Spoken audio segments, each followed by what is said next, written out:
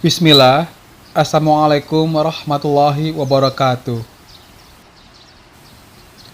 Di video sebelumnya, Husain Ja'far pernah mengatakan bahwa ta'aruf sama dengan pacaran. Jadi gini, tergantung. Kan dalam Islam itu ada yang namanya ta'aruf. Ta'aruf itu bisa disebut juga pacaran. Ta'aruf itu bisa disebut juga pacaran. Ta'aruf itu bisa disebut juga pacaran. Di video ini, Husain Ja'far kembali berani mengatakan bahwa hukum musik adalah halal. Bukan hanya itu, Husain Ja'far bahkan berdusta dengan mengatakan jika di antara 4 imam mazhab ada yang menghalalkan musik. Padahal sudah sangat jelas ada hadis sahih yang mengharamkan musik. أفلا يتوبون إلى الله أفلا يتوبون إلى الله ويستغفرونه والله غفور رحيم. Tapi bukan hal yang mengejutkan jika Husain Ja'far berkata seperti itu, karena ajaran Syiah memang selalu bertentangan dengan Islam. Syiah selalu menghalalkan apa yang diharamkan oleh Allah dan Rasul-Nya. Nauzubillah min dzalik. Apalagi di video ini, Husain Ja'far sambil tertawa mengatakan bahwa nggak keren kalau masuk neraka karena musik. Wahai Habib Ja'far, jangankan karena musik, di neraka ada banyak orang yang masuk neraka karena hal sepele, seperti masuk neraka karena seekor lalat, karena isbal, dan lainnya. Sangat tidak pantas jika ada orang yang mengaku keturunan Nabi, tapi justru malah melecehkan perkataan Nabi. Nauzubillah min dzalik. Gila jadi orang itu banyak yang mempermasalahkan pernyataanku di sini bahwa musik itu halal. Bayangin. Kan musik udah dari zaman dulu ada ya. Makanya musik itu halal. Jadi musik itu halal. Jadi musik itu halal. Jadi orang menganggap enggak. Musik itu haram. Padahal perbedaan pendapat soal musik itu halal dan haram itu memang dari dulu. Dari semua tokoh 4 madhab itu rata-rata memang ada yang bilang haram, ada yang bilang halal. Bahkan yang mayoritas bilang haram itu gak ada. Bahkan yang mayoritas bilang haram itu gak ada. Bahkan yang mayoritas bilang haram itu gak ada. Di Hanafiyah misalnya, Imam Abu Hanifah madhabnya Hanafiyah itu memang banyak yang mengharamkannya, tapi banyak juga yang menghalalkan. Kalau misalnya bahkan Imam Ghazali mengatakan sebenarnya poinnya itu bukan pada musiknya, kata Imam Ghazali, tapi pada kemaksiatan dan kesia-siaan di dalamnya.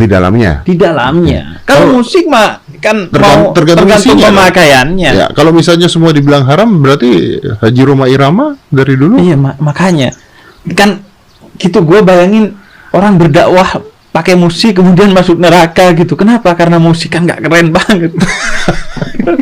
Yang di sana karena membunuh kan ya, karena narkoba. Lu karena apa? Karena musik. Dan buat berdakwah, udah berdakwah bukan karena musik lagi. Lalu, bagaimana hukum musik dalam Islam? Ustaz, apa hukum musik dalam Islam? Hukum musik hukumnya haram. Ya, hukumnya haram, dan ini ijma ulama. Semua mazhab Syafi'i, mazhab Hambali, mazhab Maliki, mazhab Hanafi, semuanya mengatakan haram. Ya, dan saya sudah sampaikan dalam buku saya, ajaran mazhab Syafi'i yang ditinggalkan, di antaranya yang tegas dalam hal ini adalah Imam Syafi'i sendiri. Ya, Imam Syafi'i mengatakan barang siapa yang mencuri alat musik tidak boleh dipotong tangannya.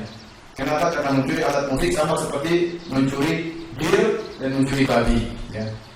Mencuri yang haram tidak perlu dipotong tangannya. Kalau ada orang yang merusak alat musik, kata Imam Syafi'i juga tidak perlu disuruh bayar ganti rugi. Kenapa? Sama seperti dia menghancurkan khamar, itu perkara yang haram. Ya. Dan seluruh ulama Syafi'i yang mengharamkan. Imam Ghazali mau sebut ulama Syafi'i mana saja. Terutama saya sampai ini kenapa? Karena kita Indonesia bermadzhab apa?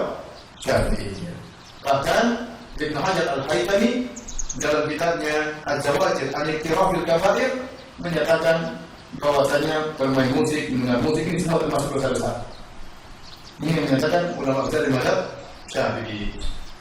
Beliau sekarang sebagai orang, sebagai dai di tanah air kita menyuruh bermadzhab, kalian harus bermadzhab, kalian bermadzhab. Begitu masalah masalah musik, dia ada di mazhab. Benar. Dia harus bermadhab. Bagaimana mazhab ini tidak bermadhab? Begitu masalah musik, dia lepas semua mazhab. Ini hawa nafsu. Anda yang menyuruh bermadhab, begitu masalah musik, Anda kenapa tinggalkan mazhab? Kalau Anda tidak menyuruh orang bermadhab, Anda harus konsekuensi, komitmen. Maka dalam masalah musik juga ikut mazhab. Apalagi seluruh mazhab, mazhab mengharamkan. Apalagi seluruh mazhab, mazhab mengharamkan. Apalagi seluruh mazhab, mazhab mengharamkan.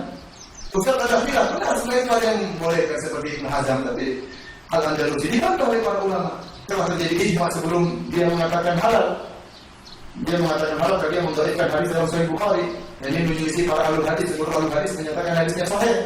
Dia menyatakan hadisnya sahih. Jadi kesalahan. Maka tidak boleh berdalil dengan kesalahan seorang ulama. Mungkin inilah salah satu alasan mengapa banyak anak milenial, manusia munafik, orang liberal, dan orang awam sangat menyukai ceramah Husain Ja'far.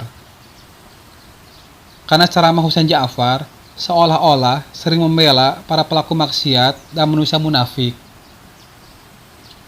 Apakah manusia seperti ini pantas disebut sebagai keturunan Rasulullah SAW, sedangkan perkataannya sering bertentangan dengan Nabi Muhammad SAW? Jawabannya, demi Allah Ta'ala sangat tidak pantas. Dan saya sangat yakin jika Husain Ja'far 1000% bukan keturunan Rasulullah SAW. Allahu alam. Karena rasanya tidak mungkin ada keturunan Nabi Muhammad SAW yang seperti itu, yang saat berdakwah lebih mengutamakan logika dan hawa nafsu daripada Al-Quran dan hadis sahih. Semoga Allah Ta'ala memberikan petunjuk, hidayah, dan istiqomah kepada Husain Ja'far. Jika ada yang ingin berkomentar tentang video ini, silakan tulis di kolom komentar. Jangan lupa untuk terus mendukung channel ini agar insya Allah bisa terus membongkar kesesatan Syiah. Ingat, Syiah bukan Islam alias Syiah kafir. Allahu a'lam.